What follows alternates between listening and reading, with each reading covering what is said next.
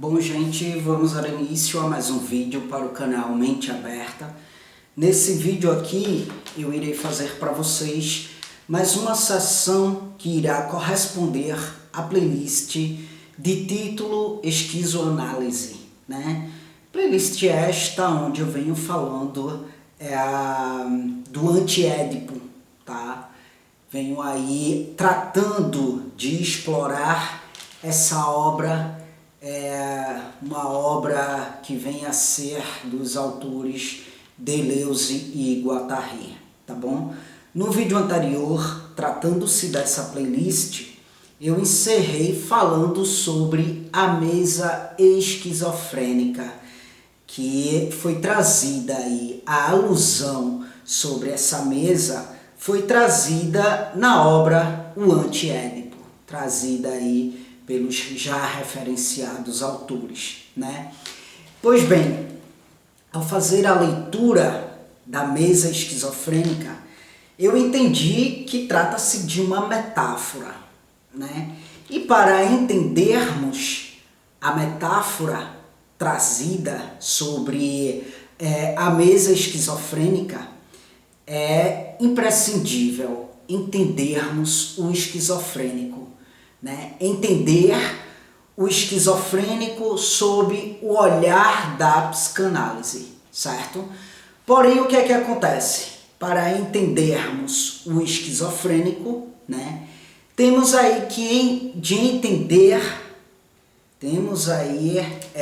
que ter uma visão clarificada do não esquizofrênico. Porque entendendo o não esquizofrênico, iremos entender o esquizofrênico de modo abrangente e assim irei linkar a mesa esquizofrênica ao entendimento que obtivemos aí sobre o esquizofrênico e o seu modo de ser, certo? Pois bem, o que é que acontece, gente? Temos aí 5 sentidos, tá? Temos 5 sentidos.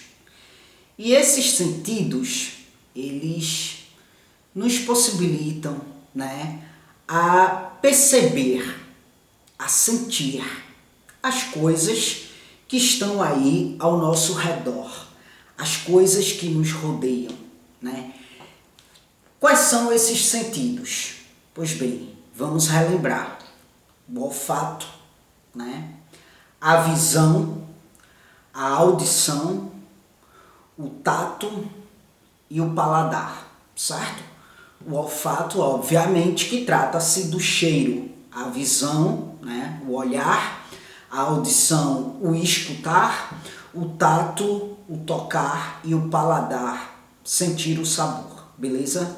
Esses 5 sentidos nos trazem a possibilidade de perceber e sentir tudo que nos rodeia, tá bom? Pois bem, temos objetos físicos e temos objetos psíquicos, tá? E para que um objeto físico ele ganhe significado, o que é que acontece? O que é que precisa acontecer? Para que um objeto físico, para que um objeto que está fora de mim, que está aí no meio externo, para que esse objeto ganhe significado, o que é que precisa acontecer? Esse objeto precisa transmutar para o psíquico, né? Beleza, Caio, mas como é que ele transmuta para o psíquico? Vamos lá. Essa transmutação, gente, se dá por meio de complexos processos de incorporação, de introjeção, de simbolização, beleza? Ou seja, é um processo que objetiva a compreensão acerca do objeto, tá bom? A partir disso, a partir desse processo, o que estava do lado de fora passa ao lado de dentro, beleza? Ou seja, o que estava exterior a mim, a partir desse processo de introjeção, né, é interiorizado, sabe? E essa interiorização, ela é travestida de lembranças, né? De modo que as experiências acabam se tornando um pedaço de nós, beleza? Vou citar um exemplo. Adoro citar exemplos, né, sobre o que eu falo teoricamente, porque aí os exemplos didáticos te dão uma maior clareza acerca do que eu falei, por mais que tenha sido complexo, entende? Pois bem, eu vou me colocar como exemplo, tá? Para que eu possa daí então retratar os ditos que eu falei até aqui. Vejam bem, a minha história de vida, ela é um tanto quanto angustiante.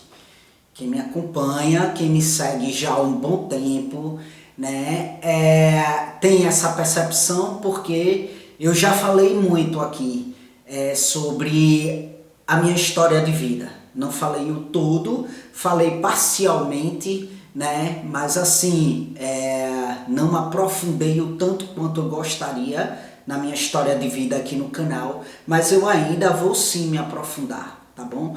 Portanto, para quem já se ateve, mesmo que parcialmente, a minha história de vida, tem essa percepção do quanto a minha história de vida foi angustiante para mim, né? Por quê? Porque eu sempre estive dentro de uma identidade onde essa identidade ela não estava dentro de mim, beleza? Falo aqui da minha transição, falo aqui de desde criança me perceber como um menino, mas no entanto ter que necessariamente viver como uma menina pelo fato de ter vindo ao mundo no corpo de uma fêmea, beleza?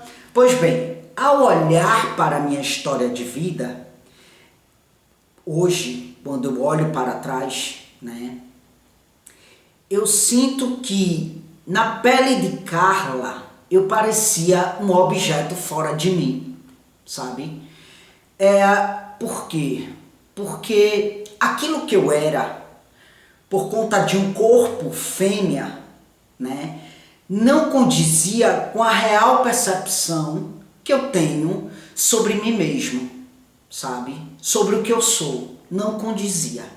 Então era angustiante, sabe?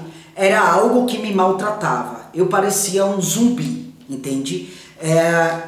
E eu não conseguia ter a compreensão de um porquê que eu era como eu era, sabe? Eu não conseguia compreender o porquê que eu sentia o que eu sentia. Porque, no entanto, eu não entendia a minha condição humana. Eu vim entender depois que eu comecei a cursar psicologia.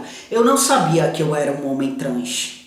No entanto, eu não compreendia o porquê que eu sentia o que eu sentia, entende? E aí eu não sabia como passar por aquilo, como sentir aquilo sem necessariamente me destruir.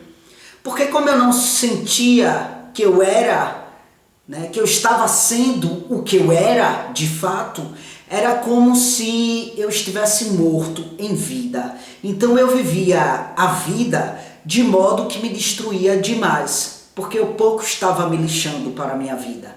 Então era tudo muito estranho, sabe? Era tudo muito confuso. Então, na medida que eu fui me trabalhando em psicoterapia, e daí então fui implicando-me no processo psicoterápico, né? A partir do momento que eu fui implicando-me nas minhas conflitivas, nas minhas angústias, eu fui incorporando a minha história, entende? Fui introjetando a minha história. Aquilo que parecia tão distante de mim, que parecia fora de mim, foi ganhando um significado. Porque na medida que eu ia compreendendo, eu ia daí então incorporando a minha história, daí então eu ia introjetando a minha história, simbolizando e dando nomes, sabe, ao que me trazia sofrimento. A partir daí, aquilo que estava fora de mim passa ao lado de dentro. O que era exterior a mim, o que parecia não fazer parte de mim, começou daí então a ser interiorizado, né? E tudo que fora vivenciado, né? Tudo que fora experienciado por mim no passado e que trazia bastante angústia e que trazia bastante sofrimento, ao ganhar a minha compreensão, é travestido de lembranças, entende? E aí a minha experiência, que era algo que estava sendo repugnado por mim, a minha história de vida que estava sendo repugnado por mim, pelo meu ego, né? Por ser algo aí tão intensamente munida de desprazer, uma história munida de desprazer, né? Finalmente acaba ganhando, acaba se tornando, na verdade, um pedaço de mim, entende? E não mais sendo tão repugnado assim pelo meu ego, entende? Porque a partir do momento que eu vou compreendendo, que eu vou simbolizando, daí então eu vou elaborando isso, e isso vai ganhando um significado, e aí eu percebo que trata-se da minha história de vida, de fato, trata-se de um pedaço de mim, e não tem por que eu renegar isso, entende? E é quando eu tenho o meu sofrimento abrandado, sabe? Porque na medida que eu vou elaborando, entendendo e dando nomes e significados a esse sofrimento, né? Então esse sofrimento vai sendo abrandado, vai ganhando, digamos que, um sentido. E nesse caso, quando eu falo de sentido, eu falo de caminho. Ele vai ganhando uma orientação de modo específico para um lugar certo dentro de mim. Lugar este onde eu possa acomodá-lo por ter compreendido e aceitar que é a minha história de vida, e que bom, né, que trata-se da minha história de vida me fazendo aí um ser humano melhor, um ser humano, né, mais forte e mais capacitado aí para viver uma vida de modo mais brando e menos destrutivo, entende? Então vejam, tudo isto que eu citei, que eu narrei aqui, foi, como eu disse, um exemplo para vocês, né? De como funciona, né? O processo de interiorização de um objeto exterior para o interno, né? Para dentro, para ganhar um significado psíquico.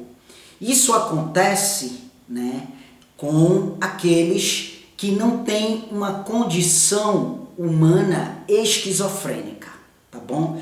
E aí eu vou me ater aqui para não saturar o vídeo de informações, e no próximo vídeo estarei dando continuidade a esta elucidação para que a gente possa chegar a condição humana esquizofrênica, entende? Para que assim, como eu falei, para que assim a gente possa partir para a linkagem à mesa esquizofrênica trazida no Antiédipo por Deleuze e Guattari, tá certo? Aqui embaixo no comentário do vídeo em destaque você vai encontrar aí informações adicionais, como meio de contato comigo, que é por e-mail, mas você encontra também meus demais projetos na internet, como também as minhas redes sociais, caso queira me acompanhar de perto, tá bom? É isto. Obrigado mais uma vez pela atenção de vocês e até as próximas gravações.